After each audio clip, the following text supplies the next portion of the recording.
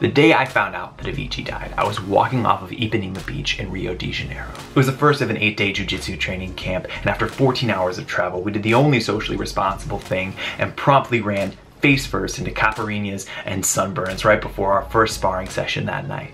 My teammate looked down at his phone to order us an Uber, and he said, "Well, I guess we'll never forget where we were the day that we found out that Avicii died."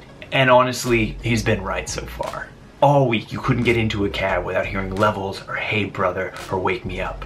Every acai joint and bar and restaurant was paying tribute to this gone before his time button masher. I don't particularly like Avicii's music, but as a content writer for a global fitness brand for almost half a decade, I am intimately familiar with his catalog. I don't really like EDM either, but I keep up with it just enough so I don't sound like that meme of Steve Buscemi every time I talk to an intern. I'm gonna be real with you. Avicii's death hit me oddly hard. Tim Bergling, Avicii's birth name, had long struggled with issues of anxiety and mental health and stomach problems associated with alcoholism, which he was using to self-medicate from the anxiety and the mental health. He even had his gallbladder removed at one point. And this all came to a head one night when his cup became too full to keep from spilling over, and he took his own life with the broken shards of a wine bottle in a small villa on the coast of the Arabian Sea. Tim was at least in good company, passing away in 2018.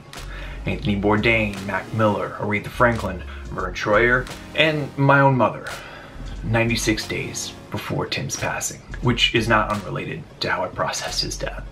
In recent years, it seems like celebrity death has become omnipresent. Not a week goes by without a social media motorcade of RIPs or Heaven Just Got a Real One, alongside of a perfectly curated image of the deceased last red carpet appearance. And if it feels like this is happening a lot more frequently than it used to, it's because it is.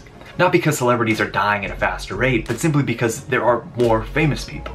The pool of talent and media outlets used to be very small and hard to access. But as the means to celebrity became more democratized and the mediums to fill grew at an exponential rate, so did the number of faces that we all recognize that occupy them. And so did the number of people we will have to mourn. But what hasn't changed is our bandwidth, the time and emotional energy we have to process anything.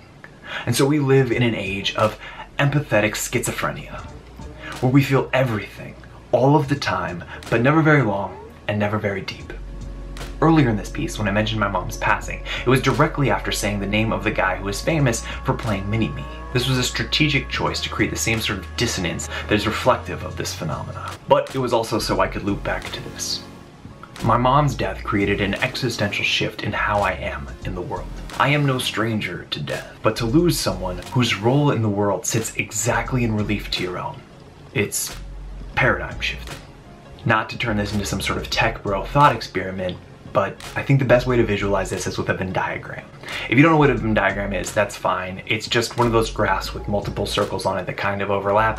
You often see them in meetings being drawn by people who have nothing productive to contribute. Over time, my mom and my Venn diagrams would look like this.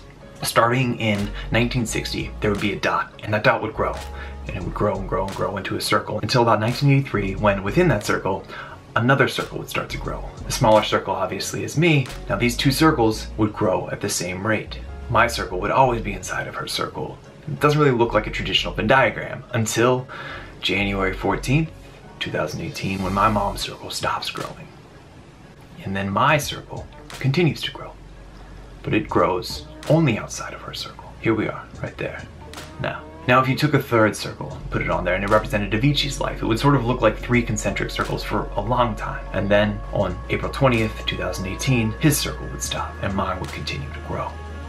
Now I used to think that Mount Everest was a great metaphor for my mom's passing, that it was a peak so high that everything underneath it would just be completely dwarfed, except for a few Avicii-like scenarios that were in close proximity to her death. In fact, I thought that you could calculate the impact of anyone's passing on me by simply calculating the distance between where my mom's circle ended and where their circle ended, and it would be an inverse relationship. That is, the smaller the distance between the two, the greater the impact it would have on my life. But that's not the right metaphor. I can hardly even follow it, actually. A better one might be, do you know those viral videos where a person is colorblind and they're given some glasses that allow them to see color for the first time? It's a lot like that. Like you live in a world where this crazy thing has been going on all around you and you've never been able to see it until now, but now you see it everywhere you look. See, once my mom's circle stopped growing, It fundamentally changed the way I saw anyone's circle stop growing. So yeah, I felt Avicii's death a lot harder than I expected, and many more since. But I'm just glad that I woke up before it was all over.